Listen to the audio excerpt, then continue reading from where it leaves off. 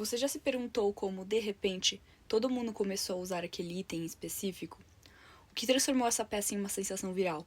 Não foi um desfile em Paris nem uma publicação na Vogue, mas sim o TikTok, uma plataforma com o poder de espalhar tendências globalmente. No passado, prever tendências envolvia um time completo de especialistas, como a figura de Anna Wintour, editora da Vogue, e de empresas focadas em análise de tendências.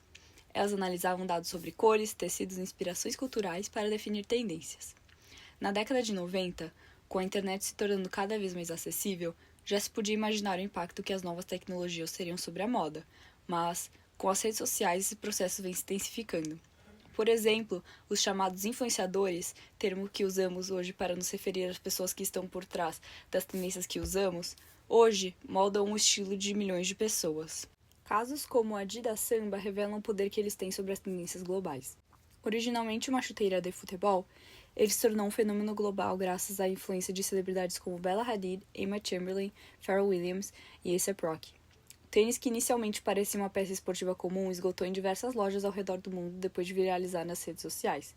Esse é um exemplo de poder que os algoritmos das redes sociais têm de amplificar as tendências. Hoje em dia, com o surgimento das redes sociais e o desenvolvimento da inteligência artificial, surgem novos questionamentos como: ainda precisamos de grandes equipes de analistas ou os algoritmos podem fazer esse trabalho? Segundo os autores de A Survey of Artificial Intelligence in Fashion, o uso de algoritmos permite uma análise mais precisa e ágil, essencial para marcas de fast fashion que precisam antecipar tendências para atingir a demanda. A partir dessas reflexões, eu decidi investigar como os algoritmos das redes sociais têm transformado a previsão de tendências na moda. Meu objetivo era analisar as inovações e implicações que essas ferramentas vêm trazendo na maneira de consumir e prever tendências, criando uma nova dinâmica entre consumidores e previsores, além de levantar questões a respeito do papel humano na previsão e os impactos ambientais desse processo. Entre o final do século XX e o início dos anos 2000, a previsão de tendências como conhecemos hoje era um processo bastante exclusivo dominado por estilistas, grandes marcas e empresas especializadas na previsão de tendências. Esses profissionais tinham como referências passarelas as semanas de moda, como a de Londres, Milão, Nova York e Paris, além do street style, publicando logo em seguida suas considerações em revistas de moda. O processo dessa atividade era bem direto, pois trata de um investimento. Coordenar informações, incentivar vendas, prevenir riscos financeiros e manter um inventário apropriado. Na década de 90, os previsores tiveram uma primeira grande mudança na relação de trabalho. Com a chegada do modelo de fast fashion, traduzido literalmente como moda rápida, se consolidou um modelo de negócio que se concentra em produção de peças de vestuário em grandes quantidades e o mais rápido possível, em resposta às tendências atuais. Segundo Pretty Area, esse modo de produção acelerou a produção e a distribuição de roupas no mercado. Porém, a grande mudança veio com a chegada da internet, principalmente no início dos anos 2000, que foi quando as redes sociais chegaram com tudo. As redes sociais desafiaram essas hierarquias tradicionais e permitiram que qualquer um se tornasse um definidor de tendências. Mas, o que muda com o crescimento das redes? Com a internet em expansão, as redes sociais apareceram como novos pontos de referência no consumo de tendências. Como visto no gráfico, percebemos um aumento de usuários principalmente em 2010. O que antes era exclusivo em revistas de moda passou a ser acessível para qualquer pessoa, já que as redes começaram a facilitar a troca de informações e a divulgação de tendências. Em 2010, as redes sociais Instagram e Pinterest começaram a ser usadas como ferramentas para compartilhar inspirações. Isso fez com que as redes se tornassem mais acessíveis para os consumidores, ao invés de acessarem meios mais tradicionais de compartilhamento de tendências como revistas. Esse sucesso entre os jovens é explicado por Terracciano, em O Discurso da Moda nas Redes Sociais. A interação entre os sujeitos nas redes sociais prevê um contato entre iguais, portanto, um fazer junto, e o compartilhamento de conteúdos implica uma necessária adesão ao programa proposto pelo destinador e pressupõe um sentir-se reciprocamente, uma vez que o destinador percebe e aceita o corpo da moda proposto no texto visual por meio de uma reação do tipo afetiva. A geração atual é a que mais tem acesso a fontes e conhecimento de moda, isso pois os últimos 20 anos foram todos registrados online. Com isso, ficou muito mais fácil para os adolescentes caçarem todas as peças que desejam. O sufixo core foi adotado pelos jovens para se referir a tendências, estéticas e subculturas. Ela pode descrever um grupo ou movimento centralizado em determinados estilos ou interesses. Sendo assim, basta pesquisar o core no Pinterest ou perguntar no comentário dos vídeos assistidos onde foi comprada tal peça. Antigamente, não seria possível identificar as roupas no Instagram. Era necessário ir em busca pela roupa na revista de moda ou em lojas de departamento. Entretanto, foi o TikTok que trouxe uma revolução ainda maior na forma como as tendências surgem.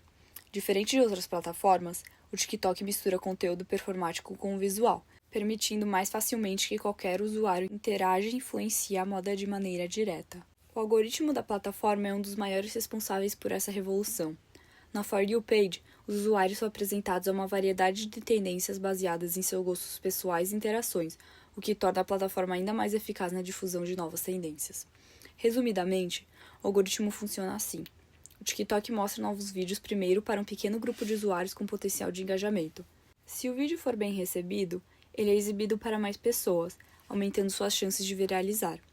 O número de seguidores não é decisivo, e o algoritmo prioriza interações como assistir até o fim e compartilhar o conteúdo. Os vídeos podem ser vistos de forma rápida e interativa, criando uma comunidade de criadores, previsores e consumidores, que também podem ser simultaneamente os dois. Um exemplo de uma tendência da geração Z durante 2020 foi o cottagecore. Um dos principais artigos foi o vestido de morangos. Um vestido feminino e fofo se tornou um símbolo para essa estética, que não durou muito até ser substituída por outra. Isso revela que o TikTok, ao mesmo tempo que é a plataforma mais atualizada nas tendências, também tem o ciclo mais rápido entre todos, revelando o caráter viral da plataforma. Os consumidores querem se manter no centro do algoritmo ao mesmo tempo que independentes e avançados acerca do debate, acarretando em ciclos rápidos de tendência e em hiperconsumismo. O impacto desse hiperconsumismo já pode até ser visto no seu armário. Quem nunca comprou uma peça que viu online, mas na hora de vestir percebeu que não tem nada a ver com você? Como visto anteriormente, a principal mudança que delimitou um marco na previsão de tendências foram as redes sociais. Enquanto os millennials tinham subculturas e tendências sazonais, a geração Z tem microtendências contempladas como aesthetics/cores. Antes, a moda definia um período, era consumida. Atualmente, assim como tudo na internet, ela é imitável e viral, inevitavelmente mudando os modos de previsão. Isso alterou completamente o ciclo de modas entre as gerações que as consumiam. O modo como as tendências são agora antecipadas se distanciou muito dos tradicionais mood boards e relatórios criativos. Hoje, o processo é muito mais racional e pragmático, focado em dados e estatísticas em tempo real. Com o uso de algoritmos de machine learning, a previsão de tendências se tornou mais objetiva e científica, tendo como base uma análise imensa de dados. O que antes era baseado no julgamento e intuição de um forecaster, agora passa a ser mais científico, baseado em cálculos e dados estatísticos.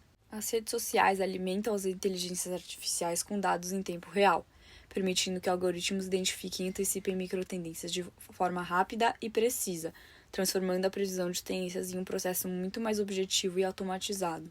Algumas empresas, como a Heuritech, têm feito uso de inteligência artificial para computar dados de desfiles, como no relatório apresentado.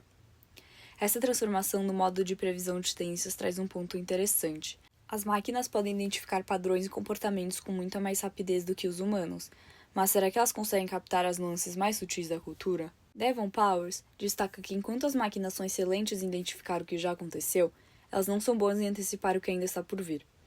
Esse ponto é fundamental, porque a previsão de tendências não se resume apenas ao que já existe, mas também à criação de algo novo que ainda não foi visto. No livro O Fuzz e o Tech, Scott Hartley afirma que os programas de máquinas pensantes mais sofisticados que estão sendo desenvolvidos hoje são usados para complementar a inteligência humana, em vez de suplantá-la. Apesar de todas as inovações tecnológicas, a previsão de tendências continua sendo uma expressão humana e criativa. A subjetividade e a intuição de um ser humano têm um papel fundamental nesse processo.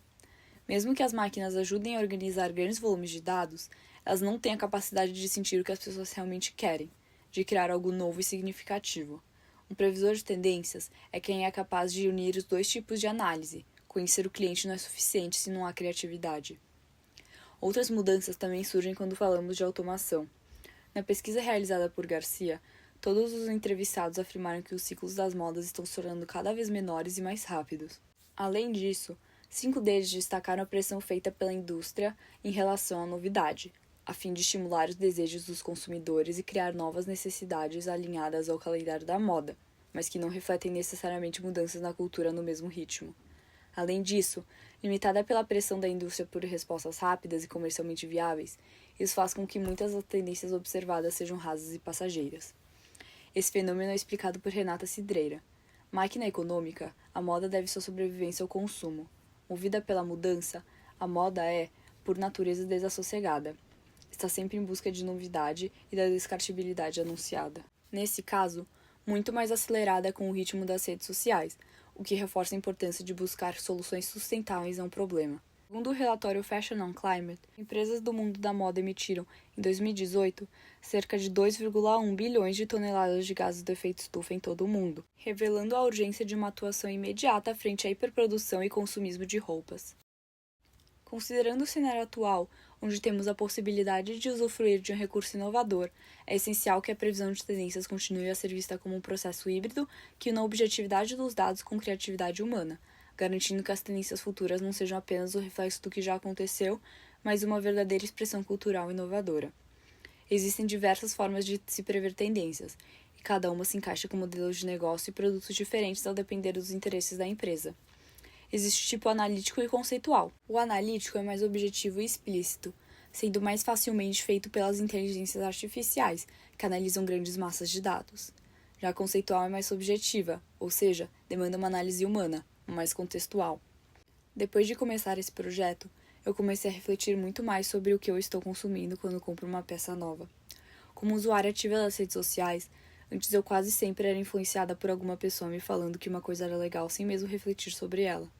Tal tendência ou peça só era entregue para mim porque eu dei like em uma certa postagem, e sem perceber, eu acabava consumindo coisas que não necessariamente refletiam quem eu sou. Por isso, se você assistiu até aqui, antes de comprar uma coisa pense: minhas escolhas são realmente minhas ou estão sendo moldadas o tempo todo?